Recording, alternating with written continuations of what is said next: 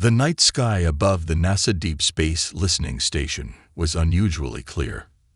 Dr. Sarah Chen sat at her desk, sipping cold coffee while staring at the endless stream of data flowing across her screens. After 15 years of searching for alien signals, most of her colleagues had given up hope. But not Sarah. The computer beeped. At first, she ignored it. False alarms were common in their line of work. But then the beeping got louder, more insistent. Sarah put down her coffee and leaned forward. The signal pattern on her screen was like nothing she had ever seen before. "This can't be right," she whispered, her hands shaking as she typed commands into the computer. The signal was powerful, structured, and definitely not natural. It was coming from somewhere near Jupiter's orbit. She reached for her phone and dialed the emergency number.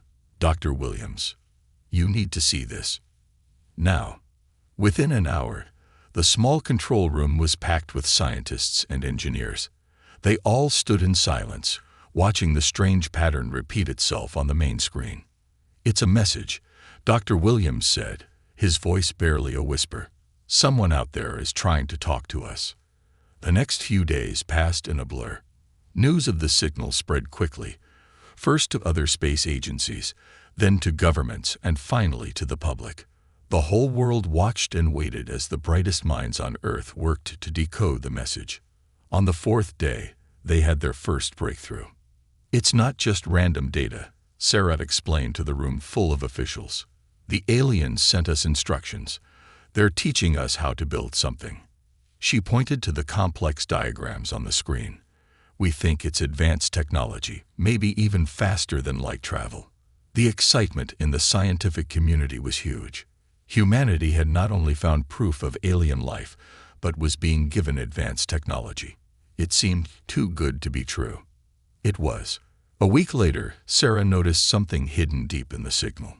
A second message, buried under layers of code. Her hands trembled as she decoded it.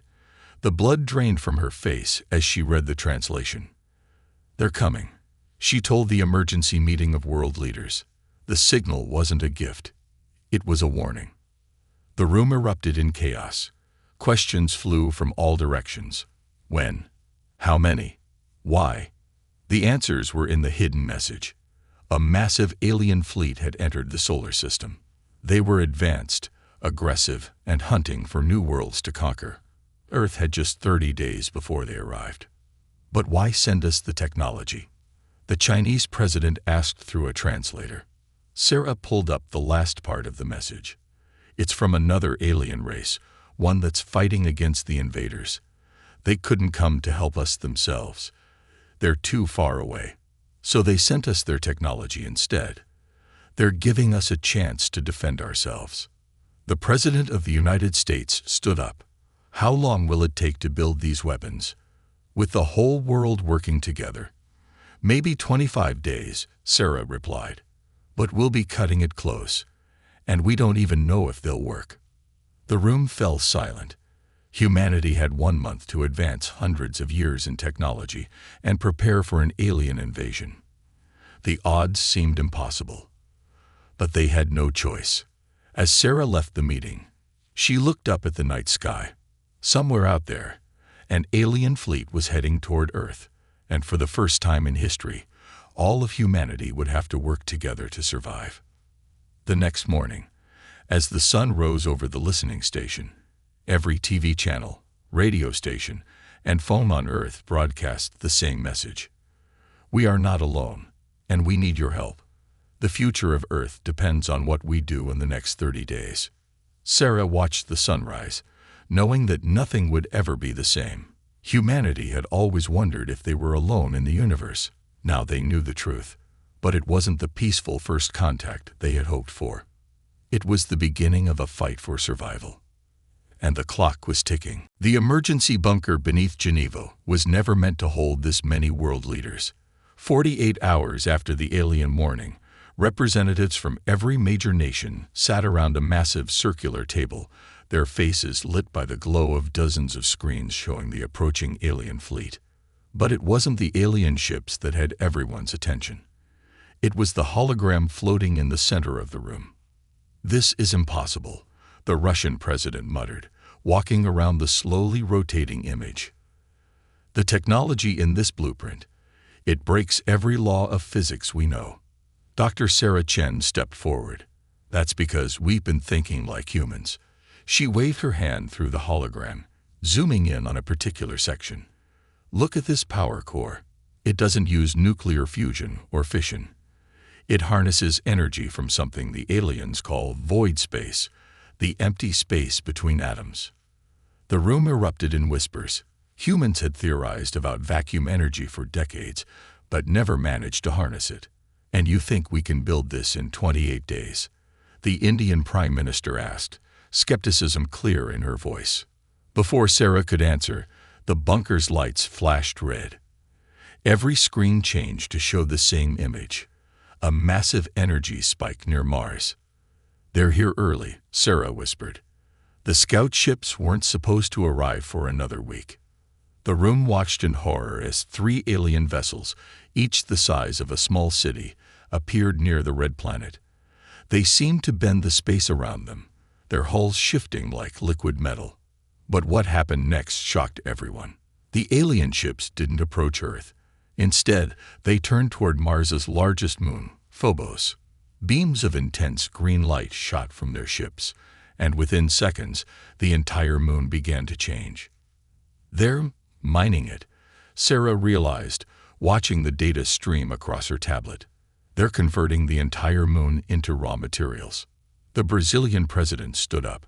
How long until they reach Earth? At their current speed. Sarah checked her calculations. 5 days, maybe less.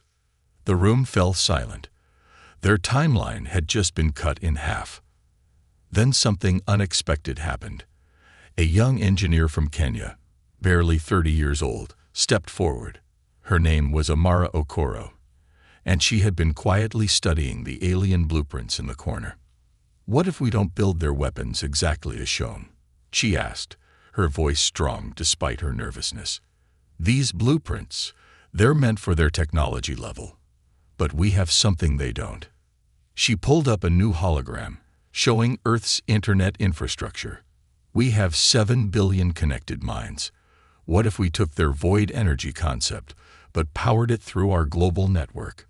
Turn every connected device into a tiny power source. Sarah's eyes widened as she ran the numbers. That could work. Instead of building 10 massive weapons, we could create millions of smaller ones, a defensive web around the entire planet. But the power requirements, the Chinese premiere started, would be shared across every device on Earth, Amara finished, each one contributing just a fraction of the energy needed, like a planetary immune system. For the first time since the crisis began, hope flickered in the room. They had a plan. It was crazy, untested, and might not work at all, but it was something. The U.S. president stood up. How do we start? First, Sarah said, pulling up a global map, we need to tell everyone on Earth to keep their phones on. All of them. Then we need every programmer, every engineer, every scientist working together. As if on cue, the screen showed another energy spike. The alien ships had finished with Phobos. Now they were turning toward Earth. And we need to work fast, Sarah added, watching the massive ships begin to move. Because they're coming, and they're hungry. Above them, visible even through hundreds of feet of concrete and steel, a new star appeared in the sky. But it wasn't a star. It was the first alien scout ship, its metal hull reflecting the sun as it entered Earth's orbit. The race for survival had begun. The first attack came without warning. Amara Okoro stood in Times Square, surrounded by thousands of glowing smartphones hovering in midair. Each device pulsed with a soft blue light, connected to millions more around the world through her revolutionary defense system. The global network was almost ready. Then every screen went black. Something's wrong, she said into her headset, connecting her to the Geneva bunker. The network's detecting massive energy readings from. A sound like thunder split the sky. Above New York, the clouds parted as an alien ship larger than any they'd seen before materialized. Unlike the scout ships, This one was shaped like a massive crystalline spider, its legs stretching for miles across the sky. They found a way through our early warning system. Sarah Chen's voice crackled through the headset. They're appearing everywhere. London, Tokyo, Mumbai, Cairo. The floating phones suddenly sparked to life, creating a shimmering blue shield above the city. It was beautiful, but untested. No one knew if it would actually work. They didn't have to wait long to find out. The alien ship's legs lit up with purple energy, and beams of light shot toward the ground. But instead of destruction, something even more terrifying happened. Wherever the beams touched, matter began to transform. Buildings, cars, even the asphalt of the streets started to crystallize, changing into the same material as the alien ship. They're not trying to destroy us, Amara realized, watching in horror. They're trying to convert our planet. The blue shield flickered as the alien beams struck it. To everyone's surprise, it held, barely. But with each hit, thousands of phones burnt out, falling from the sky like dead fireflies. In the Geneva bunker, Sarah was making a discovery of her own. These readings, they're familiar. The way they're converting matter. She pulled up the original alien blueprints. It's the same technology they used on Phobos, but reversed. They're not just mining. They're terraforming. Back in New York, Amara noticed something odd. Where the shield was strongest, where millions of phones worked together, the alien beams weren't just being blocked, they were being reflected. Dr. Chen, she shouted over the chaos. The void energy isn't just defensive. When we concentrate enough devices, it creates a feedback loop in their technology. She quickly reconfigured her tablet, sending new instructions to the global network. All around the world, billions of phones began to pulse in sync. The alien ships noticed too late. Their own energy beams bounced back, amplified by the combined power of Earth's connected devices. The crystalline legs of the New York ship began to crack. But victory came at a terrible price. As the alien ship over New York began to fall, its failing systems released one last burst of energy. The blast knocked out power across the entire eastern seaboard and fried millions of phones in the defensive network. We can hurt them, Amara reported, watching the massive ship crash into the Atlantic. But each victory costs us part of our shield. We won't have enough devices for a second attack. In Geneva, Sarah was already working on a solution. She had spotted something in the wreckage of the fallen ship, a pattern in its crystalline structure that matched Earth's own mineral formations. Amara, she called, excitement in her voice. What if we don't need phones? What if we could use the Earth itself? Every crystal, every piece of quartz. They're all natural void energy conductors. We've been sitting on a planetary-scale weapon this whole time. But before they could celebrate this discovery, a new alert flashed across their screens. The remaining alien ships were changing formation, gathering together for something big.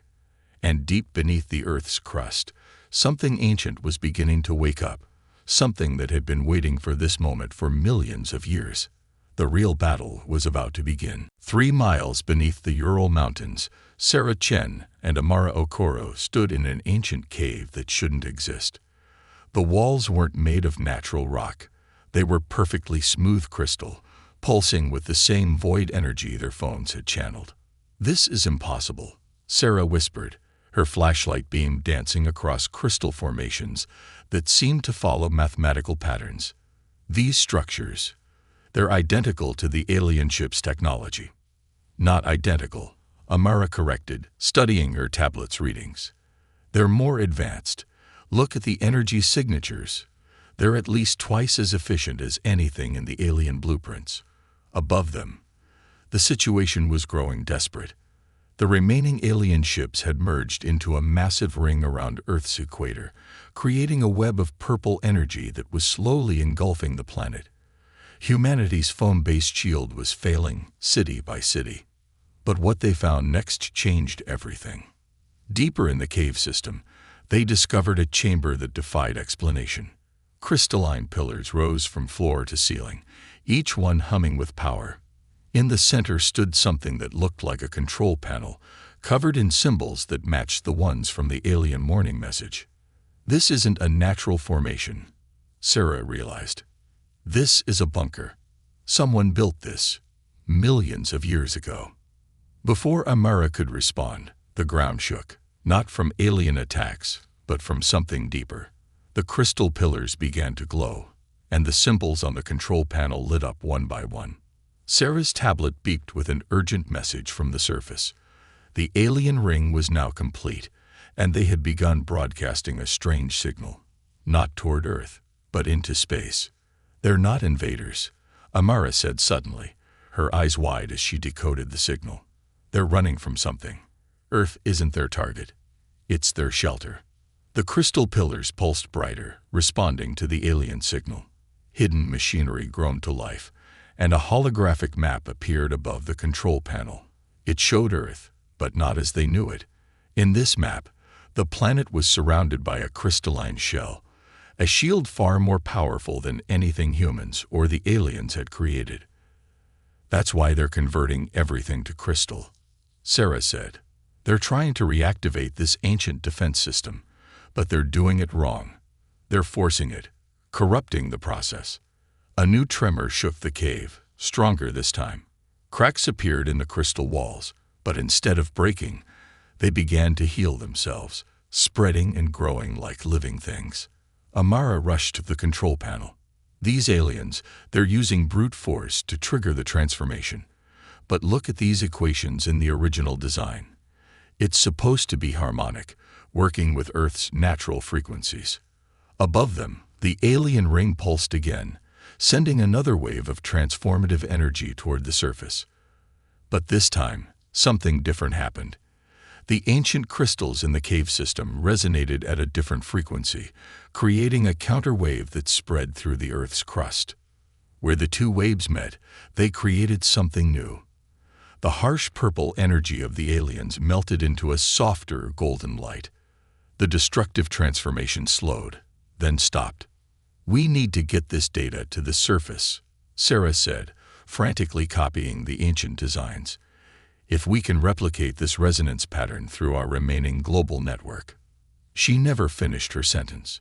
The cave system shuddered one final time, and the control panel erupted with light. A voice filled the chamber, not human, not alien, but something far older. "Protocol Omega initiated," it said in perfect English. "Earth Defense Network awakening. All Guardians, return to your stations." Deep beneath every continent, ancient machinery began to wake up. The crystals that had slept for millions of years pulsed with new life. And in orbit, the alien ships froze as they detected a power signature they recognized, one their ancestors had fled from eons ago. The real purpose of Earth was about to be revealed. The ancient voice echoed through every crystal formation on Earth. "Guardian protocol active. Planetary defense grid at 15% capacity. Time to full restoration. 6 hours." In the crystal chamber beneath the Urals, Sarah and Amara watched in awe as dormant machinery awakened.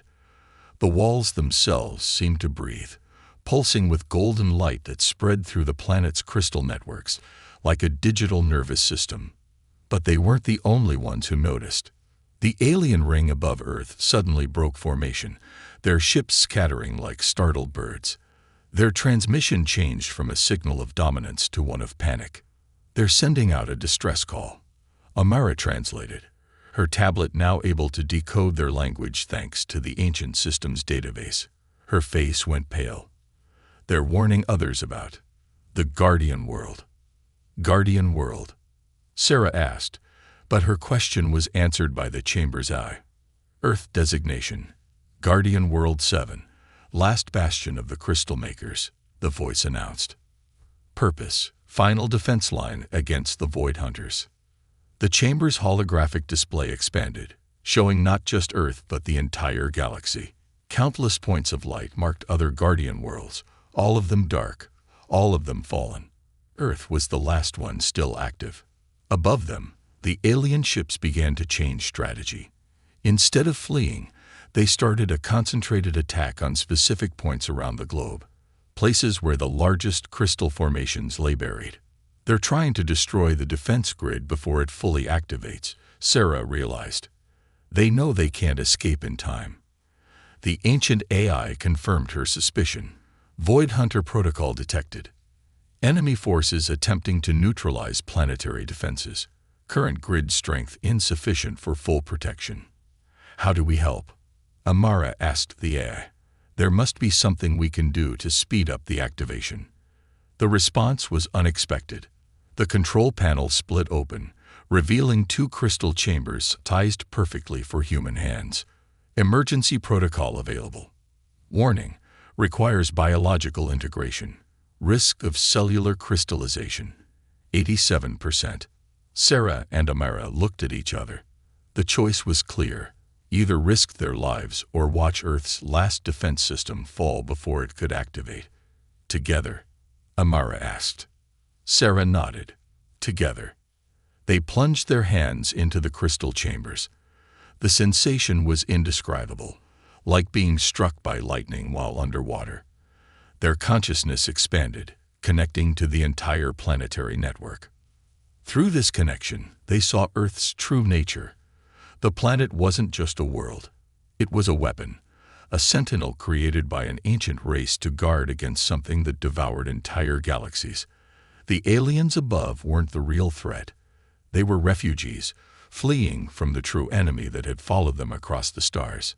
The Void Hunters were coming.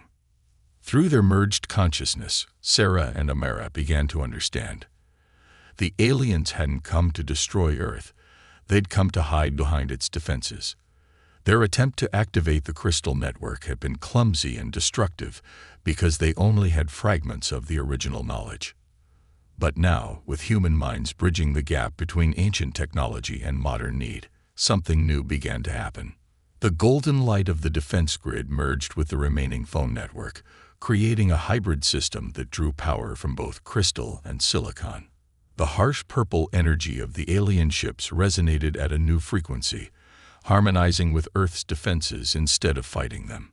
In orbit, the alien ships stopped their attack as their crystalline structures began to pulse with the same golden light. They hadn't just found shelter, they'd found redemption. Full integration achieved, the AI announced. Guardian Protocol enhanced. New classification.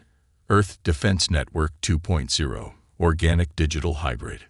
But before anyone could celebrate, every crystal on Earth pulsed with a warning. At the edge of the solar system, space itself began to tear open. Something vast and dark was emerging.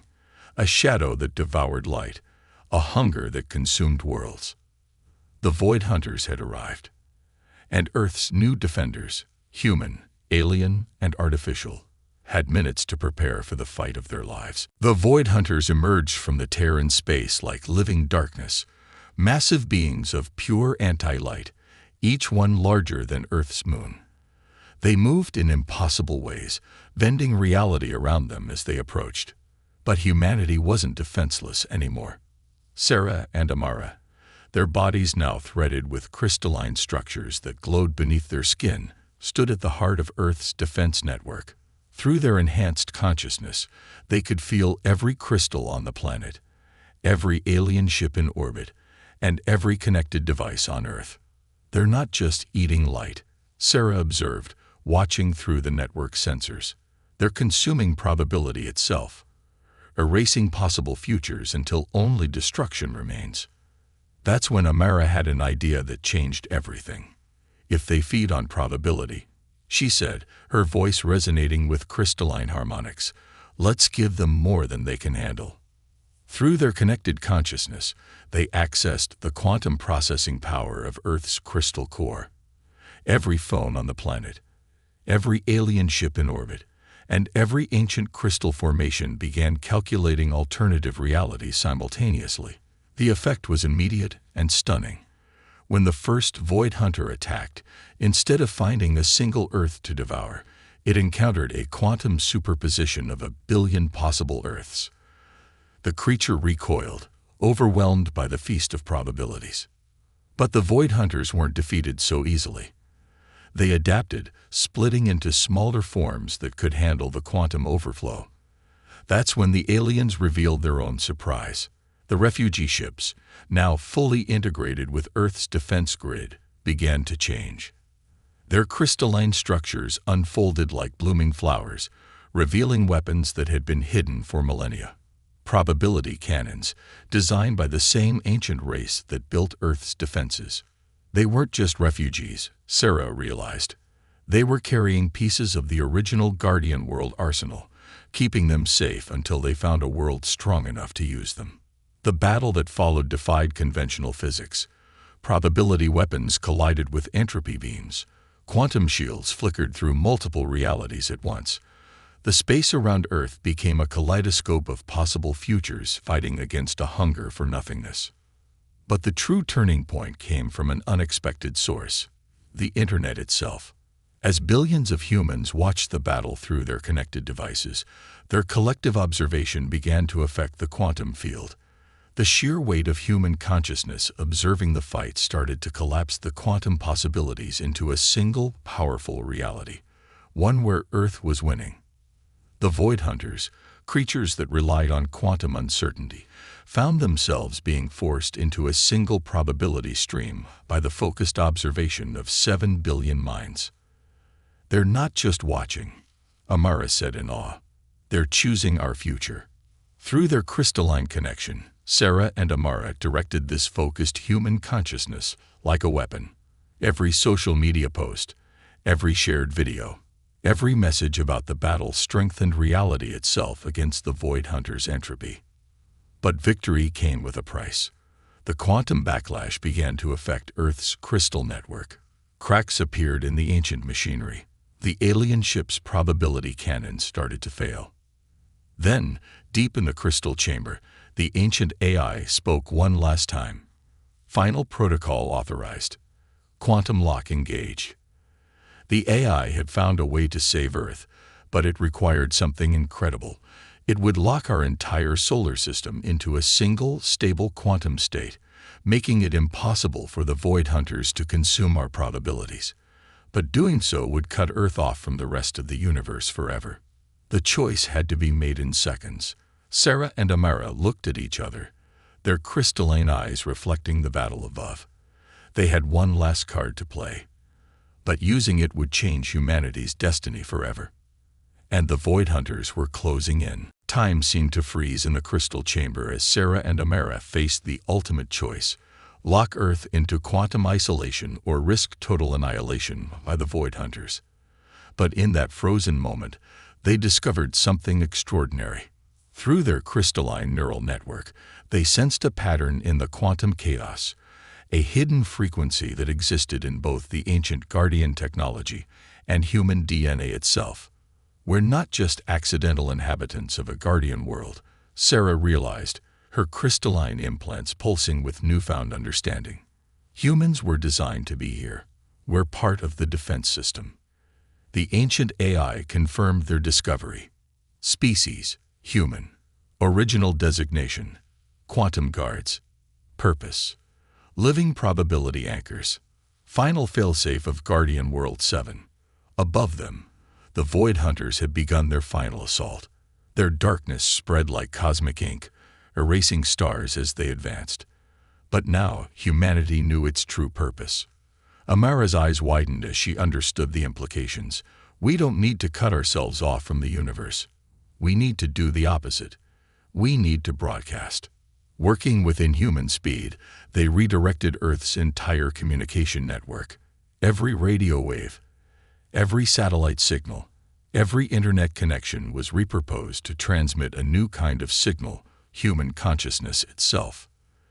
The effect was beyond anything they could have imagined. As billions of human minds were networked through the crystal grid, their combined quantum signature created something unprecedented, a probability storm that even the Void Hunters couldn't consume. Human creativity, imagination, and free will generated an infinite cascade of possible futures faster than the Hunters could erase them. The alien refugees, witnessing this transformation, added their own consciousness to the network. Their ships merged with Earth's crystal structures, creating massive transmission arrays that amplified the human quantum signal across space. The Void Hunters recoiled as their entropy weapons encountered something they couldn't destroy: pure potential, generated by billions of minds working as one. Where their darkness touched this field of human possibility, new realities blossomed like flowers in spring. But the true miracle came next. As the quantum storm reached its peak, the combined power of human consciousness and Guardian technology did more than just defend Earth. It began to restore what was lost. The destroyed Guardian worlds throughout the galaxy began to resonate with Earth's signal, their ancient crystals reactivating one by one. The Void Hunters, faced with a renaissance of the very network they had spent eons destroying, began to change. The quantum storm didn't just stop them, it transformed them. Their entropy was converted into potential, their hunger for destruction reshaped into a desire for creation.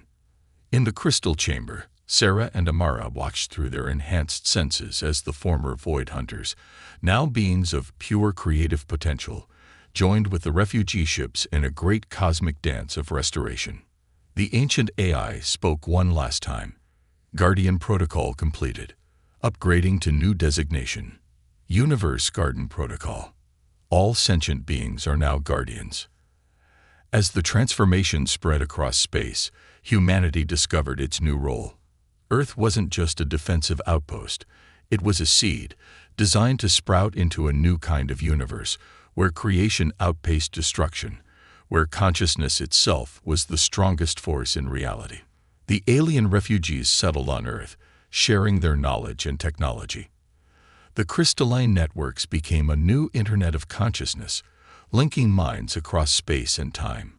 Humanity stepped into the stars not as conquerors or defenders, but as gardeners of reality itself. Sarah and Amara, their bodies now perfect hybrids of organic and crystalline life, became the first teachers of a new science that merged quantum physics with human consciousness. Their story became legend, told across 1,000 worlds. And somewhere in the vast garden of space-time, the original crystal makers smiled, knowing their greatest creation had finally bloomed. A universe where the light of consciousness would always shine brighter than the darkness of entropy. The end was just the beginning.